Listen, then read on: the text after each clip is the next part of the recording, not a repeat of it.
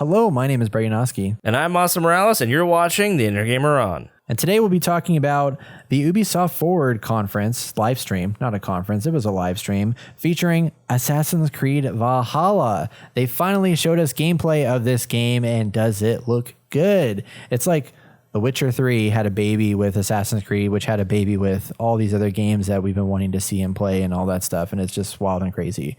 You get to like raid shit, like raid castles and, you know, build settlements and fight bad guys and carry two weapons at once.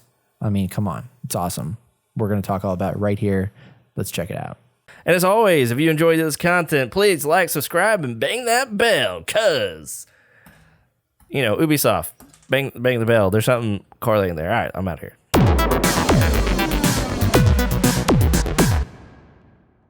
And then we jump into Assassin's Creed Valhalla, which everybody's been waiting to see actual freaking gameplay for this game. And finally, we got gameplay for Assassin's Creed Valhalla. And not only did we get gameplay, we got a release date officially confirmed for November 17th of this year. So that's not far away. Holy shit. And it is looking better than I thought it would, but very different from any Assassin's Creed game I played. I think, Austin, you're probably definitely on the hype train for this one. Talk to me about your thoughts of first look at gameplay. Oh, man. So, you know, we saw some things and it looks like, oh, it's like generic Assassin's Creed, everything, you know, all that good stuff. And then come to this gameplay overview trailer. Look, right off the bat, it already looks very Witcher 3 esque, and that's already got me interested.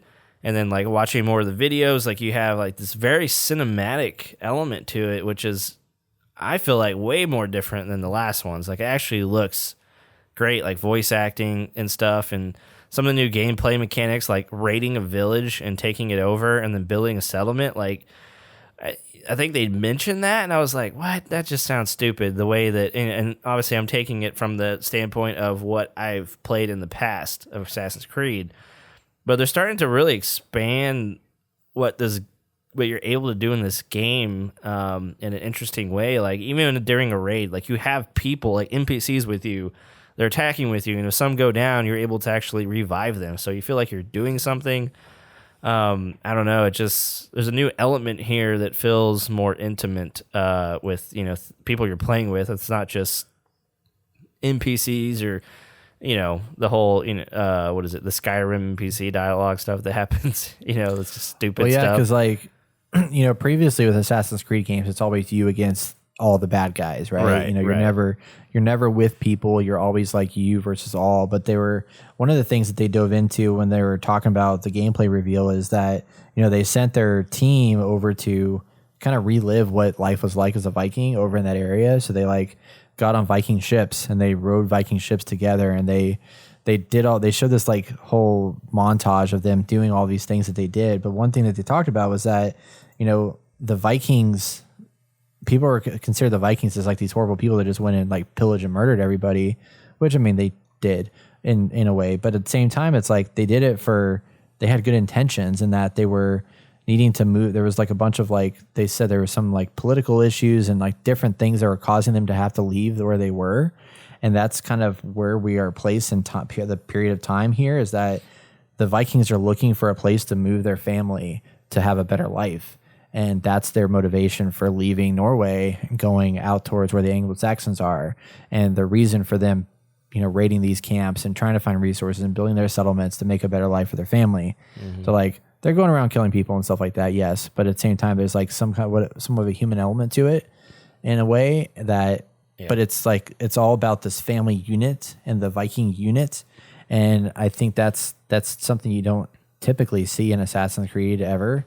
And the fact they're leaning into that, and, like, watching some of the siege assault missions where you're, like, going after and attacking and breaking into these buildings, like, it's really cool. Like, the castles, yeah, the castle siege is, like, I saw a video of them, like, like Eivor like working with the team, and he's running up and fighting bad guys and slashing them left and right. And meanwhile, there's like a ton of people around you that are also engaging in combat with the enemy. Yep. And it's like I'm watching like a Game of Thrones episode in a way. And then he goes up there and works with his team on a battering ram and helps them drive the battering ram into the wall to knock down the door to get into the next part of the siege. And like that's just a very different thing for this game, where normally it's you and a bunch of bad guys, and here it's you and a bunch of your allies against the bad guys. Right. And then building up your settlements allows you to gain more people to actually go in these sieges, I assume. And but yeah, everything you just said, it's like iconic moments, interesting things, new dynamics, which intimate dynamics, which Ubisoft it really needs something like this. And it looks like this is really going to bring us something new and interesting and fresh, and something that Ubisoft has desperately needed to put into all of their games, really. And I'm really hoping that this really delivers on a lot of different levels because this could really spearhead them into a greater future, especially if it's super successful and it gets a lot of praise. I guarantee you Ubisoft's going to be looking at a lot of things to change more so. And I wonder how much has changed from the past too, because they put everything on hold for a while just to redo everything across the board through their whole company and the way they make games. So seeing the enemy types in this game, like there's different enemy types. They do different things. Like some of them actually like hold you, and other ones will team up on you and try to do some major damage. And that's like a whole new aspect for Assassin's Creed. And some enemies will like grab rocks or grab people and throw them at you, and it like stuns you and stuff. And it's just like, dang, like this is new kind of gameplay to work around. It makes things a lot more interesting, along with the combat that you can now hold two different weapons, whether it be a mace or a ball and chain or whatever. Like you have two different attack styles on you that you can even combine, just really making this game your own and the way you want to play it. And it just looks awesome, and it looks like it just works, and that really has me pumped for all this. And I'm just like, man, I'm surprised how excited I am for this game. Like, it's mind-blowing. I am too. It's mind-blowing, when they first announced it, you were like, it looks fine. And then now it's like, finally, it's hitting it now that we're seeing gameplay, which is cool. Yeah, exactly. Yeah, I'm excited too. And the people that did this, like, this is largely the same team that did Black Flag and Origins. So the Origins game that came out, which I know you liked that one pretty well. Yeah. So that's pretty cool to see. But yeah, it's definitely a big evolution in the series and the franchise. I mean, it doesn't even feel like an Assassin's Creed game much anymore. Right. Or just by looking at the gameplay with all these different pieces of mechanics and stuff that are in here. And I'm curious to see how much of the lore and the assassins, like the all of the, what do you call them? The I forget the names now of all the things. It's been so long since I played this series, but I'm curious to see how much of the Templars, thank you. Yeah, how much of that lore comes into play here, because it's like all they've really talked about is, I mean, this game used to be so much rooted around like the modern day like technology, and then like the old times of them going in the Animus and doing the thing. And I haven't played Assassin's Creed in so long that I don't know how they like gotten rid of that whole present and past situation now, or what? And is this still like a Templar thing that's happening? Is there still that larger story happening here, or is it just more of an isolated story about an assassin within a Viking community? Yeah, it'd be interesting to see what they do with that. They haven't mentioned anything about the Animus, and I'm glad, because I don't care.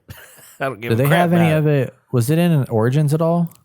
Yeah, it was in Origins. Okay. And I don't know if it was in Odyssey, now that I think about it. Yeah. I don't think it was an Odyssey. Man, interesting. Yeah. I don't know. We'll see. But it looks really good. I mean, I'm anxious to watch some more gameplay of it, because right after it all happened, I've been hearing people talk about all these games that they've been playing that they haven't been able to talk about because of NDAs. Now that's lifted, or embargoes or whatever. So now it's all lifted, and suddenly you have a bunch of content. So like Game Informer has like 5 hours of content out there about it, and like a bunch of people have talked about their playthroughs of playing this game. So pretty awesome. Yeah.